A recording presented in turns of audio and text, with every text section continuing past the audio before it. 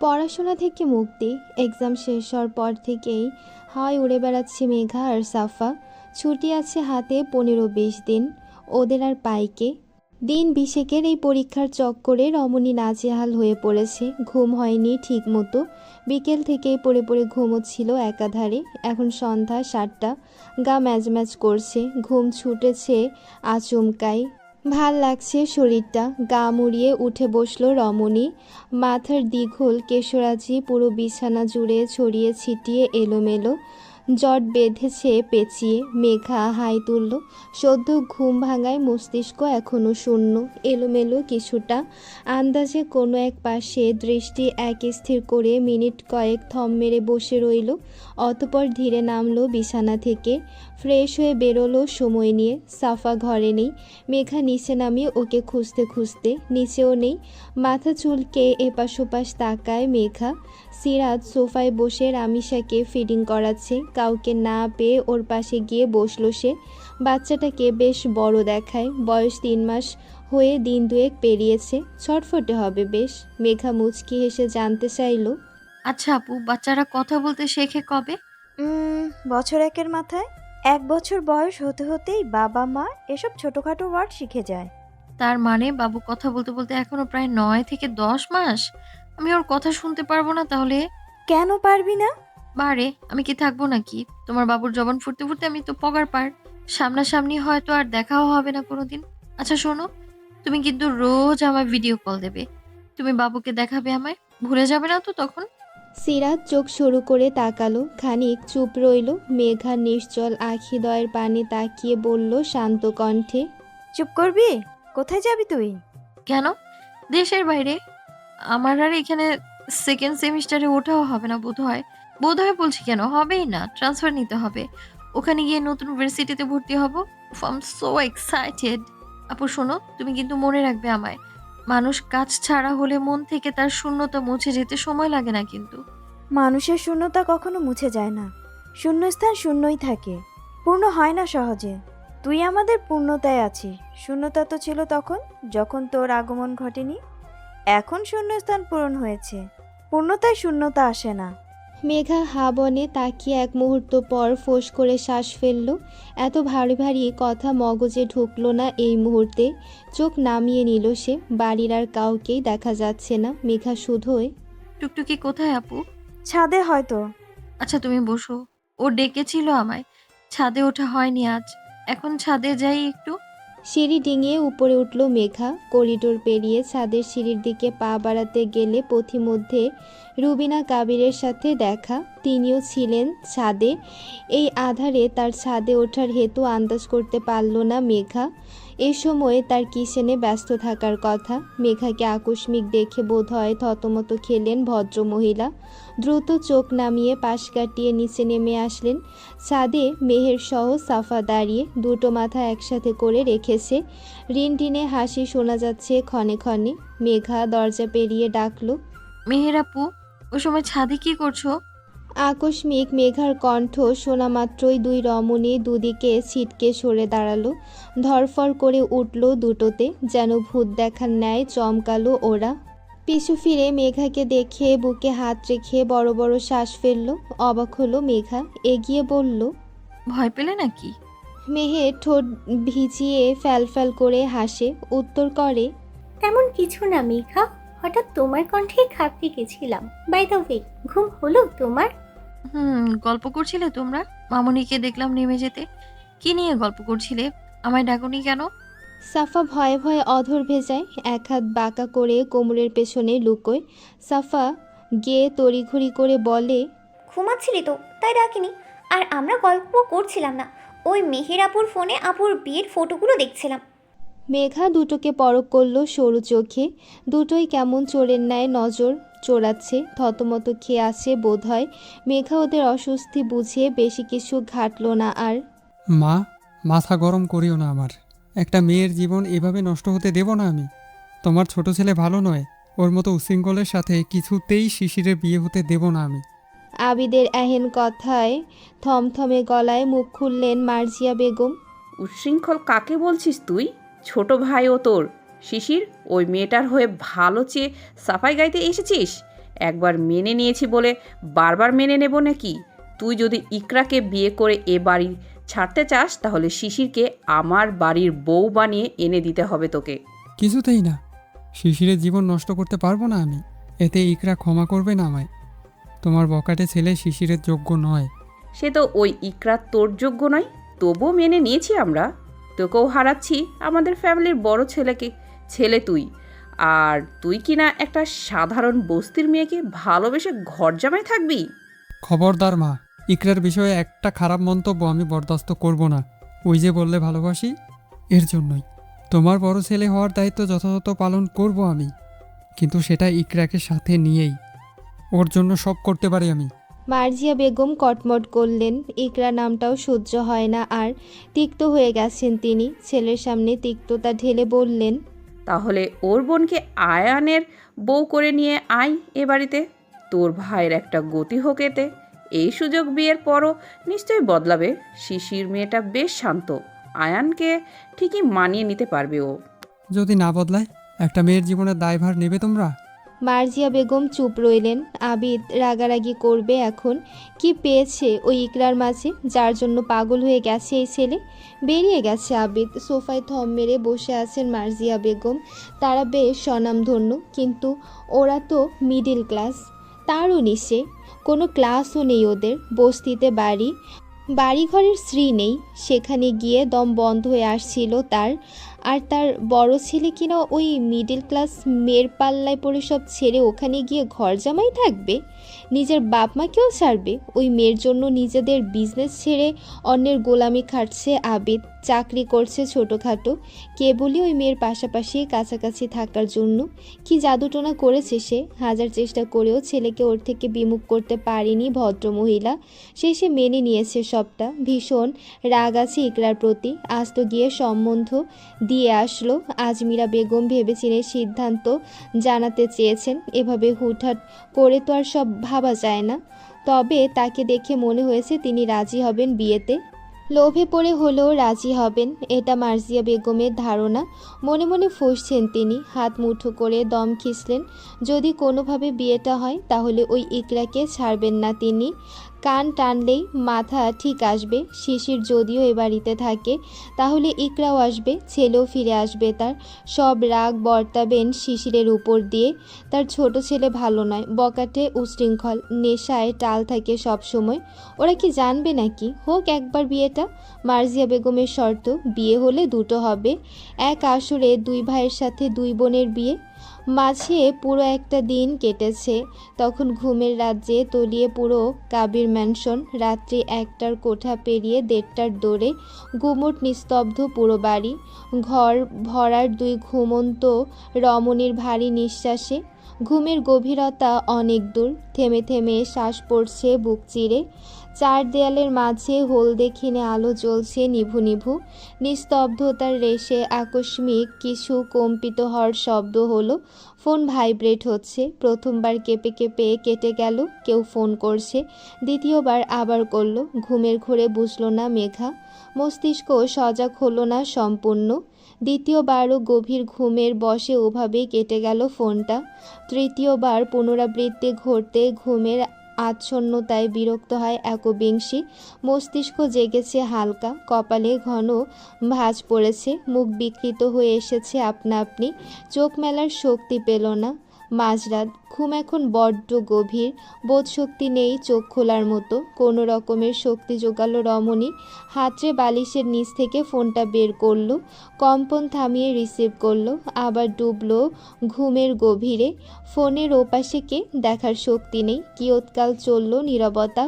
অবশেষে ওপাশের জন আধো ভেজা কণ্ঠে ধীরে ডেকে নীরবতা ভাঙল। এভারা?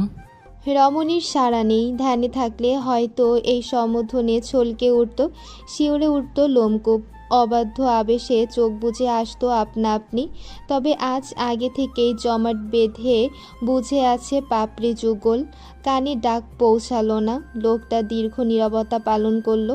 নীরবে থেকে কান খাড়া করে নিভৃতে খুব সন্তর্পণে অনুভব করার চেষ্টা করলো একবিংশীর গুমট ভারী নিঃশ্বাসের স্পন্দন। কিয়ৎকাল বাদ ডাকলো দ্বিতীয়বার। সুইটহার্ট? হুম।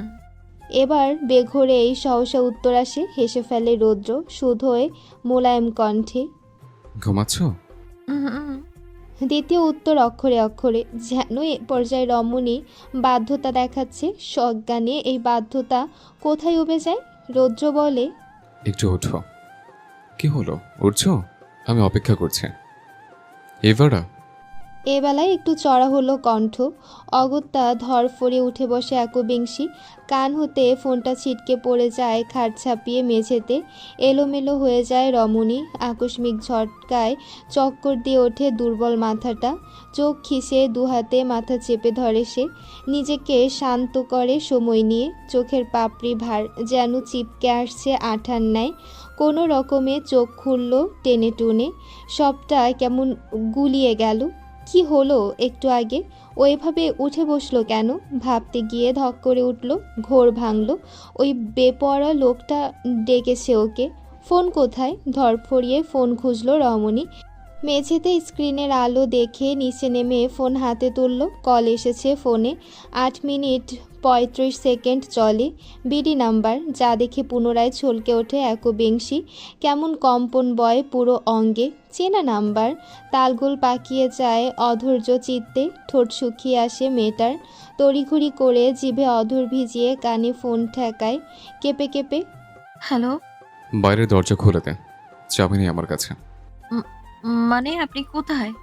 দরজা খুলে দে, কোথায় আছিস সচক্ষে দেখতে পারবে। এই বলে মেয়েটাকে হতভম্ব করে ফোন কাটলো লোকটা। তাজ্জব বনে পাথরের ন্যায় জমে রইল রমণী। সেকেন্ড কয়েক বাদ দুর্বল পদযুগল উদ্যত করল। ছটফট করে ঘরের দরজা খুলে ছুটল অন্ধকার করিডোরে। আলো জ্বালানোর চিন্তা জাগল না উৎকণ্ঠিত মস্তিষ্কে। গাঢ় অন্ধকার ছাপিয়ে এলোমেলো পায়ে সিঁড়ি বেয়ে নিচে নামল রমণী। ড্রয়িং রুমেও ঘুটঘুটে অন্ধকার। সব আলো নিভিয়ে ঘুমিয়ে পড়েছে সবাই। এ বাড়ির প্রতিটা কোণা মেঘার নখদর্পণে। সেই অন্ধকারে আন্দাজে ছুটে গিয়ে দরজা খুলল সদরের। সদরের বাইরে আর প্রধান গেটের কাছে আলো জ্বলছে। সদর খোলা মাত্রই চিকচিক করে উঠল রমণীর দু চোখ। হাঁপানি রোগীর ন্যায় বড় বড় শ্বাস ফেলতে লাগলো সে। ঠিক সামনে বরাবর দাঁড়িয়ে বেপরোয়া লোকটা। রমণী খট করে দরজা খোলা মাত্রই চট করে দৃষ্টি তুলেছে। বাড়ির ভেতরেরটা অন্ধকার। মেঘাকে দেখতে পেল না তার তৃষ্ণায় পীড়িত নয়নজোড়া। এতেই যেন ছটফটানি বাড়ল। মরিয়া হয়ে উঠল সে। বেপরোয়া লোকটা দ্রুত হাতে ফোনের ফ্ল্যাশ জ্বালালো। ফোন উঁচিয়ে আলো তাক করলো রমণীর পানে। আচমকা তির্যক আলো পেতেই মুখের উপর হাত ঠেকিয়ে চোখ আড়াল করলো রমণী। ফ্ল্যাশের সাদাটে আলো রোধের সাথে সাথে রোধ করলো বেপরোয়া যুবকের আকুল দৃষ্টিযুগল। ভেতরে ঢুকে আসলো রৌদ্র। মেঘা পিছিয়ে যায়। মুখের উপর থেকে হাত সরিয়ে পিটপিট করে তাকায়।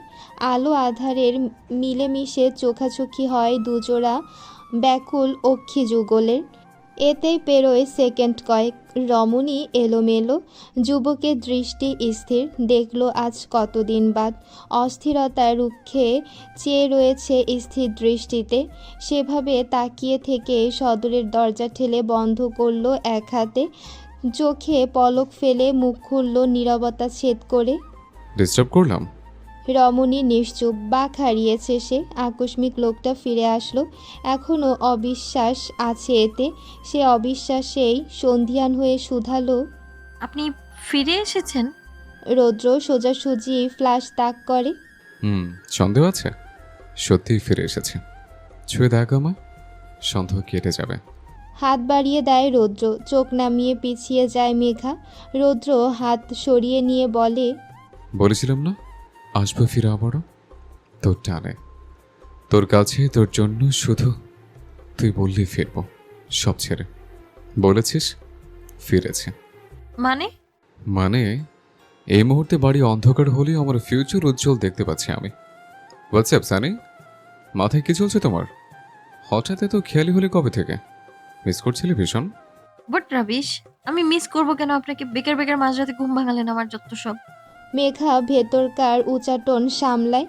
জোরালো হৃৎস্পন্দনের বিপরীতে নিজেকে আড়াল করে পা বাড়াতে গেলে খপ করে ওর হাত টেনে ধরে রৌদ্র।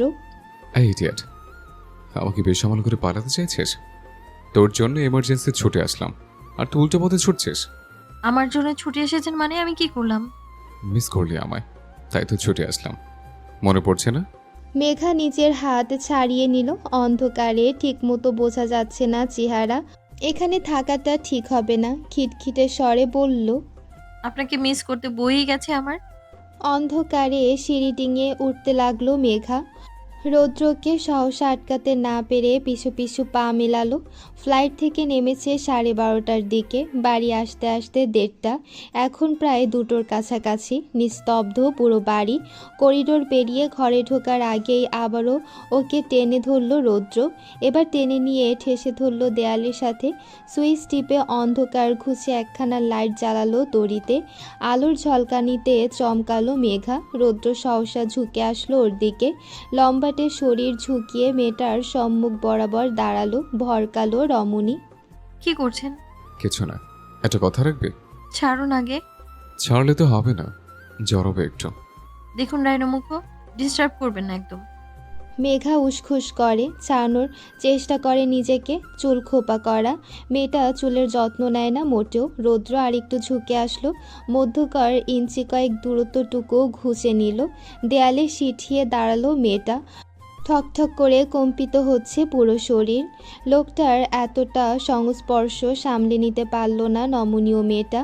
ভয়ে চোখ জোড়া বন্ধ করে তাকানো মাত্রই রৌদ্রর খোপা থেকে কাটা খুলে নেয়।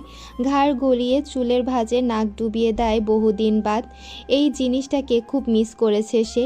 এই মন মাতানো ঘ্রাণটার দিশা মেলেনি কোথাও। ছটফট লাগছিল এতদিন, এখন ছটফটানি কমে আসলো ক্ষণিকেই। বুক ভরে শ্বাস টানল বেপরা লোকটা। তৃপ্তি হাসি মিলল ওষ্ঠপুটে। শিরশির করে উঠল শটান দেহখানা, যেন অনুভূতির জোয়ারে গুড়িয়ে আসলো। মেয়েটার কোমরে হাত উঠিয়ে নেয় রৌদ্র।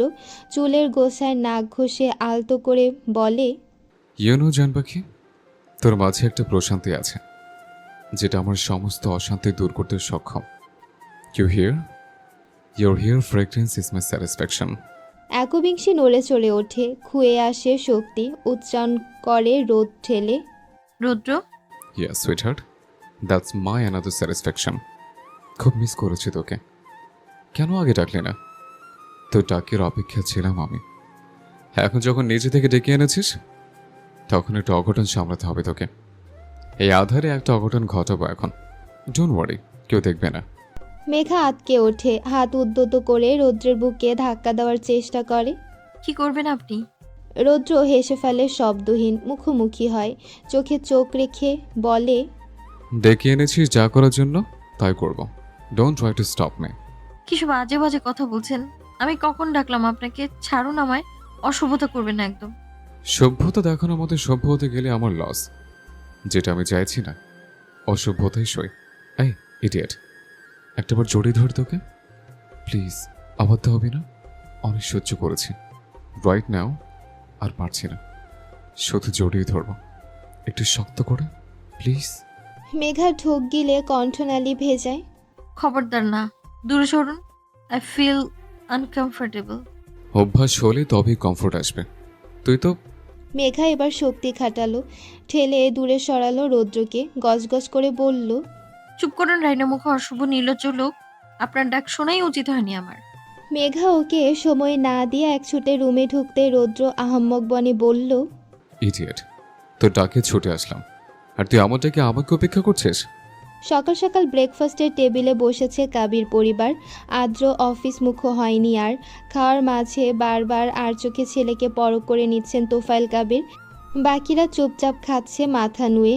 কিচেন থেকে মেঘার জন্য অমলেট নিয়ে আসতে গিয়ে পা জড়িয়ে হোঁচট খেলেন শাহিনা কাবির। অমলেট সহ হাতে থাকা ছোট্ট কাচের বাটিটা ঝংকার তুলে মেঝেতে পড়ে গুঁড়ো গুঁড়ো হতে সময় লাগলো না। চকিতে সবার আটকানো দৃষ্টি পড়ল তার দিকে। মেহের ছুটে যায় খাওয়া ফেলে। মা, কি হলো?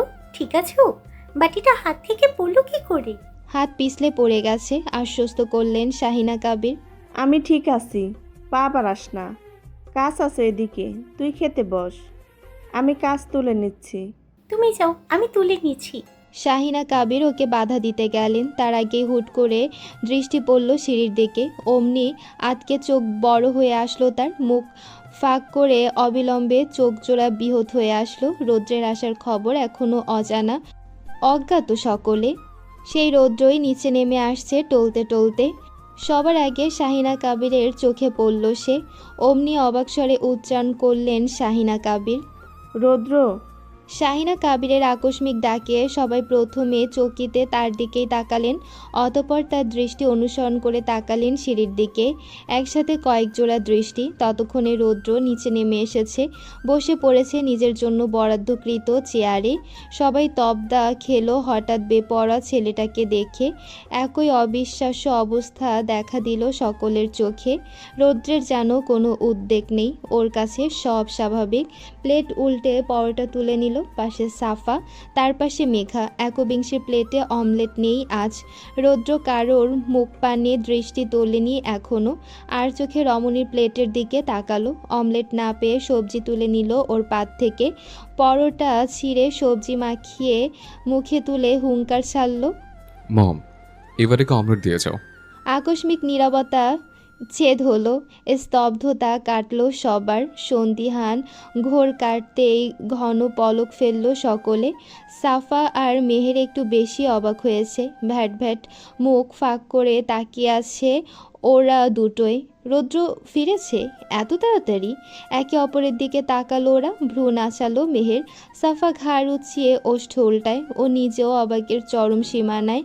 প্ল্যান কাজে দিয়েছে, তবে একটু বেশি ফাস্ট কাজে দিয়েছে। রুবিনা কাবির স্বামীর পাশে দাঁড়িয়েছিলেন। ছেলেকে দেখে কেবলই চোখ শুরু করলেন তিনি। তার মাঝে খুব একটা প্রতিক্রিয়া লক্ষ্য করা গেল না। অন্য সময় হলে খুশিতে চিকচিক করে উঠতেন, গদগদ হয়ে হাজার প্রশ্ন করে বসতেন ছেলেকে, কিন্তু এখন কিছুই করলেন না। উদ্বেগ এমন যেন আগে থেকে ছেলের উপস্থিতির আভাস পেয়েছিলেন তিনি। কথা বললেন না, চুপচাপ কিচেনে ঢুকলেন। বাকিরা নিস্তব্ধ এখনো। মেঘা সিঠিয়ে বসে, আর চোখে অবলোকন করে তোফায়েল কাবিরকে। হঠাৎ মুখ খোলেন তৌসিফ কাবির। কখন আসছো? কাল রাতে। কখন? 2টোর দিকে। হঠাৎ ফিরে আসলে? টান পড়েছে তাই। কে টানলো? তৌসিফ কাবিরের পরপর প্রশ্ন, শেষেরটা মুখ ফুসকে অপ্রস্তুত বলে ফেলেছেন। রৌদ্র চোখ তুলল, ওষ্ঠপুটে দাঁত বসালো, ঠোঁটের কোণে ভিড় জমানো হাসি ঠেলে ফিচেল স্বরে বলল, ও বাবাই, তোর বৌমা টেনেছে, এক টানে ছুটে এসেছে। খাওয়ার মাঝে বিষম খেলো মেঘা। আজ আর গলায় কাশি আসলো না। তড়িঘড়ি করে পানি খেয়ে নিল, চোখ তুলল না জড়তায়। এখানে ওর কিছু বলে লাভ নেই। মনে মনে ফুসলো, গজগজ করে বাঁকা চোখে তাকালো রৌদ্রের দিকে। এই লোকের নির্লজ্জতা ছোটাবে আজও। নিজে নির্লজ্জ বেহায়া, তাই বলে কি কারোর লজ্জা নেই? তৌসিফ কাবির উত্তর পেয়ে ভ্যাবাচাকা খেয়ে চোখ নামিয়েছেন। ছেলে মেয়েরা ফিক করে হাসলো। সিরাত ধীরে বলল, রৌদ্র, মুখ খুলিস না ভাই।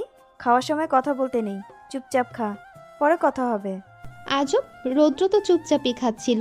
ও কি আগ বাড়িয়ে কথা বলেছে নাকি? যা প্রশ্ন করা হলো কেবলই ফটাফট তার উত্তর করলো। রুবিনা কাবির 2টো অমলেট নিয়ে এসেছেন। মেঘার পাতে দিলেন একটা, আবার ওটাকেই তুলে রৌদ্রের পাতে দিলেন। অন্যটা সামনে রেখে বললেন চড়া গলায়, কে কোনটা খাবে সেটা তোমাদের ব্যাপার। খ্যাটখ্যাটে সর্দার তোফায়েল কাবির চোখ তুললেন, স্ত্রীকে পরখ করলেন। ভাবগতিক বুঝলেন না ঠিক, কথা বাড়ালেন না এখানে। খাওয়া শেষে সিঁড়ি বেয়ে ঘরে উঠছিল মেঘা। আদ্র আগে আগে উঠছে। মেঘা পা মেলালো ওর সাথে। অমনি এক মুহূর্ত থামলো আদ্র। সিঁড়ির মাথায় থেমে মেঘার দিকে ফিরে ঠোঁট কামড়ে টিটকিরে মেরে বলল ফিসফিস করে, আচ্ছা মেঘ, রৌদ্রকে কিভাবে টানলি যে এক টানে সুইজারল্যান্ড টু বাংলাদেশ ল্যান্ড করলো মাঝরাতে? না মানে কোন সুতোর টানে বলতো? মেঘা কিরমির করলো। আদ্রের মজা বুঝে সজোরে ওর ডান বাহুতে একটা কিল বসালো, চিবিয়ে বলল, ভাইয়া তুমিও তোমার ওই রাইনোমুখ ভাইয়ের কথা বিশ্বাস করছো তুমি? না করার তো কিছু দেখছি না। আদ্রের গা ছাড়া ভাব। মেঘা রেগে মেগে আগুন।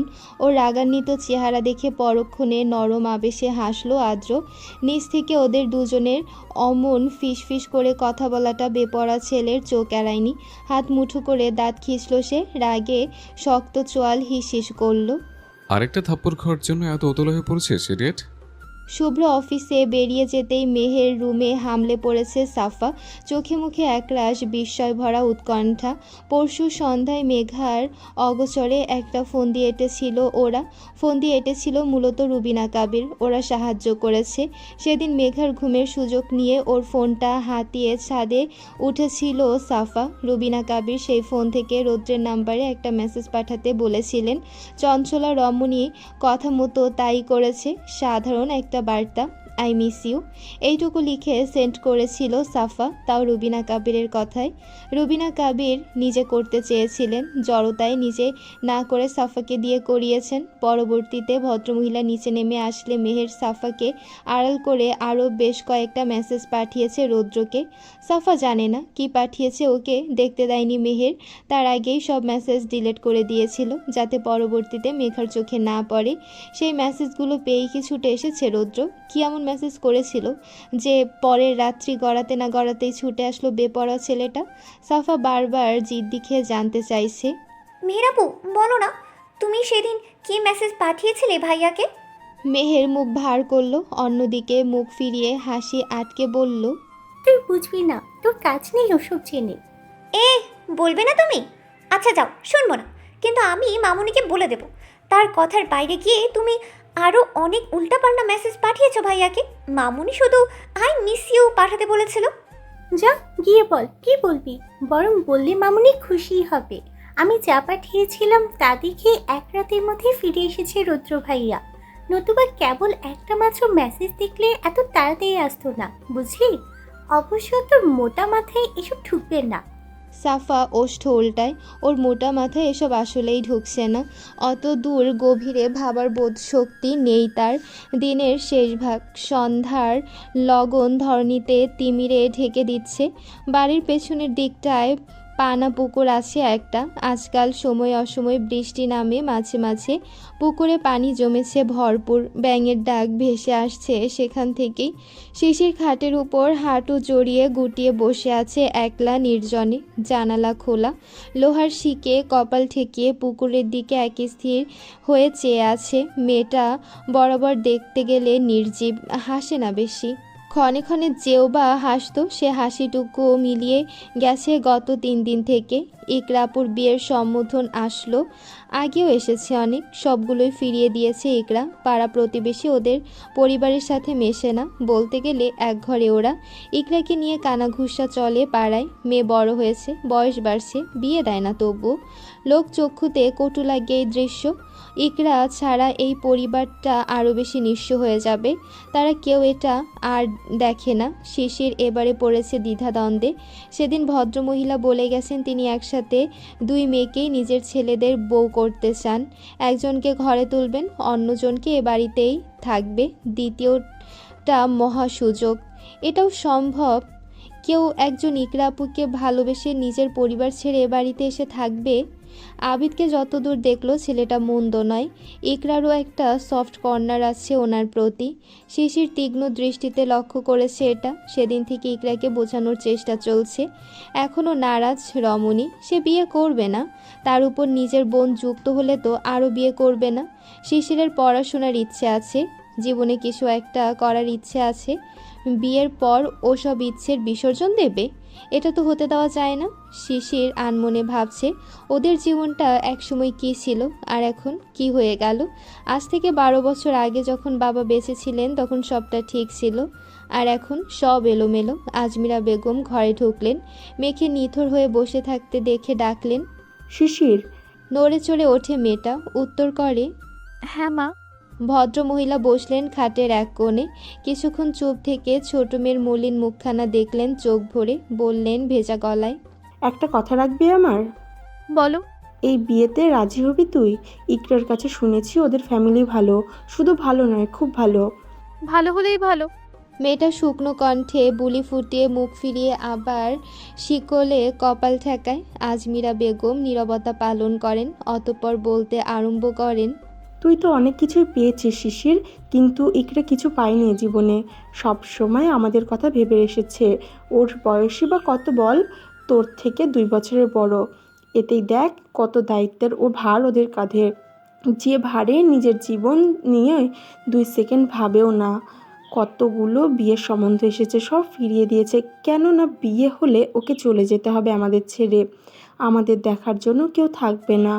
সিফাতের কথা কত ভাবে ও, কিন্তু জীবন সারা জীবন কি এমনভাবে চলবে বল? একটা সুযোগ এসেছে ওর জীবন গোছানোর। আবির ছেলেটা খারাপ নয়, যে ছেলেটা ওর জন্য সব ছাড়তে পারে সেই ছেলে কি ওকে ছাড়বে নাকি কখনো? ওদের কোনো দাবি দাওয়াত নেই, কেবল একটা শর্ত, তোকে চাই ওরা। ভদ্রমহিলা থামলেন। শিশির আনমনে শুনছে, তবে মনোযোগ আছে মায়ের কথায়। তোকেও তো একদিন না একদিন বিয়ে দিতেই হবে। একেবারে যদি ঝামেলা চুকে যায় তাহলে খারাপ কিসের বল? আমি ঝামেলা হয়ে গেলাম মা? সেভাবে বলিনি আমি। এত ভালো একটা পরিবার থেকে সম্বন্ধ এসেছে, আমি ইকরার কথা ভেবে তোকে বলছি, রাজি হয়ে যায় বিয়েতে। ইকরা তোর কথা ভেবেই দ্বিমত করছে, তুই রাজি হয়ে গেলে ও বাধা দিতে পারবে না। আমি পড়তে চাই। পড়বি, আমি বলবো ওনাদের, বিয়ের পর তুই পড়বি। যারা নিজেদের এক ছেলেকে ঘর জামায় রাখতে দ্বিমত করে না, তারা তোর পড়াশোনা নিয়েও দ্বিমত করবে না নিশ্চয়ই। ইকরার কথা ভাব একটু। ও আজ ফিরলে আমি যে করেই হোক ওকে মানাবো। আগে তুই সিদ্ধান্ত বল। শিশিরের বুক চিরে দীর্ঘশ্বাস বেরিয়ে আসে, চোখ বুঝে নেয়ও। উত্তর করতে গলায় বাঁধে, যেন শ্বাস রুখে আসে দলা পাকিয়ে। তবু রুদ্ধ গলায় কথা ফোটায় রমণী। তোমরা যা করবে আমি তাতেই রাজি মা, আমার দ্বিমত নেই। ভদ্রমহিলা সহসা হাসলেন উজ্জ্বল হয়ে। বুক হালকা হলো তার। উঠে দাঁড়িয়ে উচ্ছ্বাস নিয়ে বললেন, তাহলে আজ তোর আপু আসুক, আমি বলবো ওকে, তোরা দুই বোন তুই যা হবি। অবশেষে আমার মেয়েদের বিয়ে হবে। সিফাত শুনলে খুব খুশি হবে, দেখবি। গদগদ হয়েই ঘর ছাড়লেন ভদ্রমহিলা। শিশির কেবলই মায়ের খুশিটুকু দেখল চোখ ভরে। নিঃশব্দে দীর্ঘ শ্বাস ফেলল অগণিত। রৌদ্র সেই সকালেই বাড়ি থেকে বেরিয়েছিল, আর দেখা মেলেনি তার। ডিনার শেষ সকলের। সব ধারণা বেপরোয়া ছেলে রাত বিরাতে ফিরবে, যেমনটা করে সে। কিন্তু আজ সবার ধারণায় জল ঢেলে ঠিক রাত্রি 9টায় বাড়ি ফিরেছে রৌদ্র। কর্তারা ড্রয়িং রুমেই বসেছিলেন। রৌদ্র পাত্তা দিল না, হাঁক ছেড়ে ডাকল, মম, খেতে দাও কিছু, রুমে নিয়ে এসো, খেতে পেয়েছি ভীষণ। ড্রয়িং রুমে থেকেও রুবিনা কাবির সাড়া দিলেন না। রৌদ্র সিঁড়ি বেয়ে উঠতে গিয়ে থামল, আবার ডেকে বলল, কি হলো মম, শুনছো? খাবার নিয়ে এসো। রুবিনা কাবির বেজায় চটেছেন। ছেলের বেপরাগিরি তারও সহ্য হচ্ছে না আর।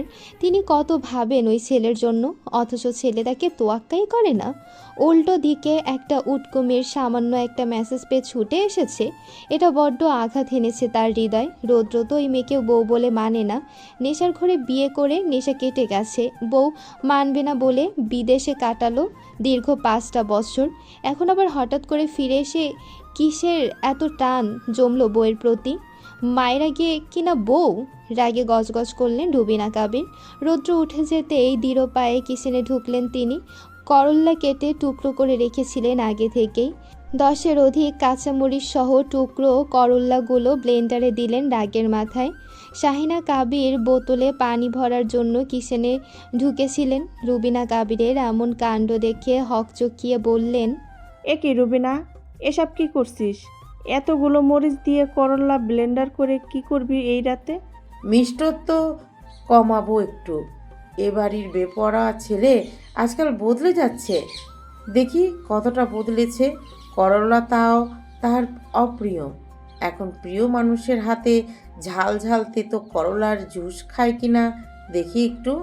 শাহিনা কাবির বুঝলেন না, নির্বোধের ন্যায় বললেন, কী সব বলছিস? এই রাতে করলার জুস কে খাবে? রৌদ্র, পাগল হয়ে গেছিস? করলা খায় না ও। আর এ তো ঝাল দিয়েছিস, তুই জানিস না ও ঝাল খেতে পারে না? আরও কত কি জানতাম, সব জানা তো ভুল বেরোলো দেখছি। অনেক সহ্য করেছি ওর বেপরোয়াগিরি, নরম হতে হতে নিজের দাম কমিয়ে ফেলেছি। তোয়াক্কাই করে না ও আমাকে, আমি ওর তোয়াক্কা করব কেন? দেখি কার তোয়াক্কা করে ও। যার তোয়াক্কা করে তাকে দিয়েই ওকে শায়েস্তা করাবো আমি। তোর কথা আমি বুঝি না বাপু। রুবিনা কাবির প্রত্যুত্তর করলেন না। ব্লেন্ড করে গ্লাস ভর্তি জুস ঢেলে বেরিয়ে আসলেন কিচেন থেকে। সোজা উপরে উঠে মেঘার ঘরে ঢুকলেন। সাফা মেঘা ফোন ঘাটছে এলোমেলো হয়ে শুয়ে। রুবিনা কাবির মেঘাকে ডেকে ভনিতাহীন বললেন আদেশের সুরে, এই মেয়ে, এই জুসটা রোদ্রের ঘরে দিয়ে আয় তো, বলবি তুই নিজে বানিয়েছিস। যে করেই হোক সবটা ওকে খাওয়াবি, তারপর ফাঁকা গ্লাস এনে দিবি আমার হাতে। মেঘা টালমাটাল হয়ে উঠে বসলো।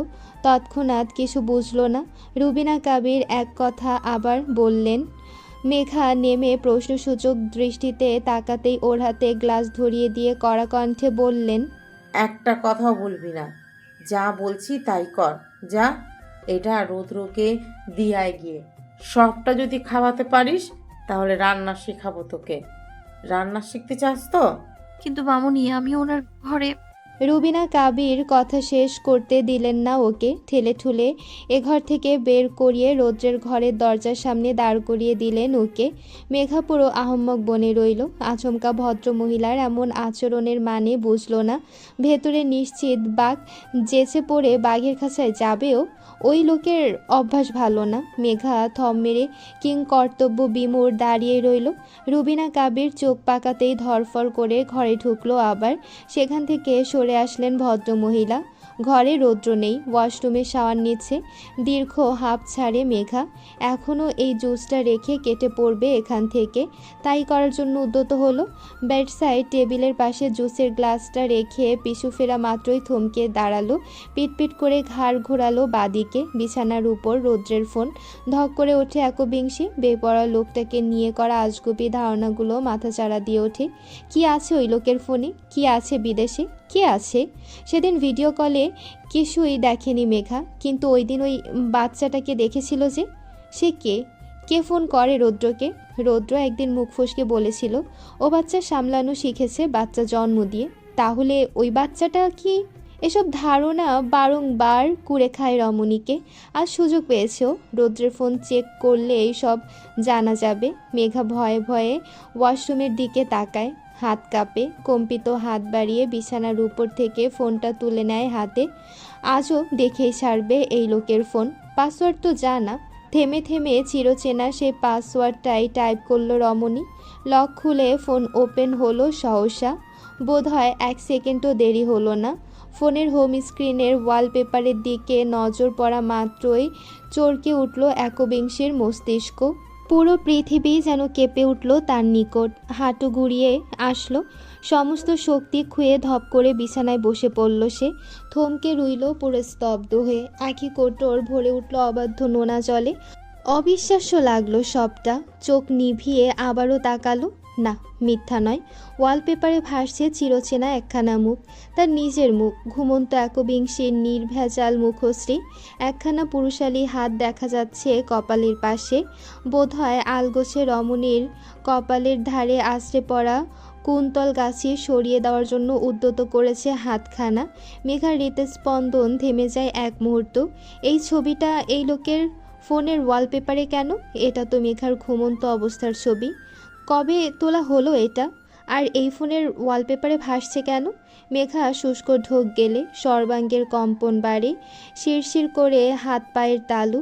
এসে চলছে, তবুও উষ্ণ তরলের ঢেউ গড়াচ্ছে শির দাঁড়াবে। ঠোঁট ভিজিয়ে দুদিকে মাথা ঝাঁকায় রমণী। চোখ বুজে দীর্ঘশ্বাস টেনে তড়িঘড়ি করে কল লিস্ট ওপেন করে। ওপরে যতগুলো নাম্বার ভেসে ওঠা সব আননোন নাম্বার। ভিন্ন কোডে বিদেশি নাম্বার। সেভ নেই একটাও। স্ক্রল করে নিচে নামে মেঘা। কেবল একটা সেফ নাম্বার চোখে পড়ল। মাই প্রপার্টি দিয়ে সেভ করা একটা নাম্বার। মেঘাকে খুঁটিয়ে দেখতে হলো না। সেভ নাম্বারটার পাশে তার 11 ডিজিটের নাম্বারটা চকচক করছে। আবারও যেন ধাক্কা খেলো রমণী। স্তব্ধ হলো দ্বিতীয়বার। রৌদ্র ওকে এমপি ডাকে মাঝে মাঝে। মেঘা কখনো ভেবে দেখেনি এটার অর্থ কী হতে পারে। ভেবে দেখার আগেই আজ উত্তর পেয়ে গেল। এমপি মানে মাই প্রপার্টি। অর্থাৎ মেঘা ওই বেপরা লোকটার প্রপার্টি। ভেবেই নাক টেনে মুখ বাঁকায় রমণী। অভিমানে মনকে সংযত করে। ও কারোর প্রপার্টি নয়। দ্বিতীয় কোনো সেফ নাম্বার পাওয়া গেল না ফোনে। আর না কোনো নাম্বার বাচ্চার ছবি দিয়ে সেভ করা হয়েছে। কিন্তু মেঘা তো সেদিন দেখেছিল, স্পষ্ট মনে আছে। ও ভুল দেখতেই পারে না। কল লিস্ট থেকে বেরিয়ে গ্যালারি ওপেন করলো মেঘা। কোনো ছবিতে ট্যাপ করার আগে বেপরা লোকটার গুরুভার কণ্ঠ কানে বিঁধল ঝংকার তুলে। Hey, MP, what are you doing? ছলকায় একবিংশী ধরফর করে বিছানা ছেড়ে উঠে দাঁড়ায়। রৌদ্রের ফোনটা পেছনে লুকিয়ে আলগোছে বালিশের নিচে আড়াল করে। পাপড়ি ভিজেছে কার্নিশের নোনা জলে। মেঘা ঝট করে তাকালো। রৌদ্রের খোলামেলা ভেজা ভেজা উদ্দাম শরীর দেখে ভ্যাবাচাকা খেয়ে আবারও ঝট করে দৃষ্টি নামিয়ে নিল। পদযুগলের বৃদ্ধাঙ্গুলের নখ খুঁটল মেঝেতে। চোখ খিচে দুহাতে ওড়নার কোনা খামচে ধরল একবিংশী। ধরফর অনুভূতি জোরালো হলো অধিক মাত্রায়। রমণী দৃষ্টি চুড়িয়ে গা বাঁচায়। তীর তীর করে কেঁপে উচ্চারণ করে ধরা গলায়, কিছু না, জুস এনেছিলাম আপনার জন্য, খেয়ে নিন। রৌদ্র বেশ অবাকই হলো। ঘাড় উঁচিয়ে ভেজা চুল টাওয়াল দিয়ে মুছতে মুছতে বলল, ও আনবিলিভেবল, তুমি আমার জন্য জুস দিতে এসছো? ইন্টারেস্টিং। ব্যাপার কি বলো তো? অদ্ভুত লাগছে তোমায়। জুস দিতে এসছো নাকি বাহানা খুঁজে নিজেকে দিতে এসছো? মেঘা মুখ বিকৃত করলো তাৎক্ষণিক। না তাকিয়ে রেগে বলল, বাজে কথা বলবেন না, খেয়ে দিয়ে গ্লাস খালি করুন। রৌদ্রকে পাশ কাটিয়ে বসলো খাটের পাশে। বিছানার মাঝামাঝি ফোন নেই। সেটা নজর কাড়ল বালিশের নিচে। ফোন গেল কি করে? উত্তর খুঁজে নেওয়া মাত্রই ঠোঁট কামড়ে হাসে রৌদ্র। মেঘাওকে সন্দেহ করছে, বুঝতে বাকি নেই। হাফ ছাড়ল বুক চিরে। গ্লাসটা হাতে তুলে নাক সিটকে পরক করলো। জানতে চাইলো, এটা কিসের জুস? জানি না, খেয়ে নিন। খেতে পেয়েছে, জুসে পেট ভরবে না। মামুনি খাবার নিয়ে আসবে একটু পর, এটা খেয়ে আমায় উদ্ধার করুন আগে। রৌদ্র দুদিকে মাথা নাড়ায়। মেঘা এখনো চোখ নামিয়ে রেখেছে। তাকালেই চরম বিপদ। গুটিসুটি মেরে দাঁড়িয়ে আছে, ভয় পাচ্ছে। এ পর্যায়ে ওকে দেখে মনে হলো একটু ছুঁয়ে দিলেই মিয়ে যাবে যেন। চোখ নামিয়ে গ্লাসে চুমুক বসায় রৌদ্র। একটুখানি তরল ঠোঁট চাপিয়ে জিভে স্পর্শ করা মাত্রই চোখ মুখ বিকৃত করে ছিটকে মুখ সরিয়ে নেয়। ওয়াক করে মুখের থুতু ফেলে। গ্লাস রেখে শটান দাঁড়িয়ে যায়। হাঁ করে শ্বাস টানার চেষ্টা করে। কি তেতো এটা! ঝালের পরিমাণ অত্যাধিক। তেতো স্বাদে মুখ কুচকে আসে, গুলিয়ে আসে গা। রৌদ্র রেগে মেগে ধমকায়, হোয়াট রবিশ, ওয়াক ইডিয়েট, এটা কিসের জুস নিয়ে এসেছিস? মেঘা বুঝলো না, চোখ তুললো এবার। উল্টো নিজেই জানতে চাইলো, কিসের জুস? থাপ্পড় খাবি। কি এনেছে সেটা? জুস খেয়ে নিন। আচ্ছা, এটা জুস? ইডিয়েট, বাড়ির সমস্ত ঝাল মিশিয়ে এনেছে সেটাতে। করলা? What the fuck? করলা জুস খাওয়াতে এনেছিস আমায়?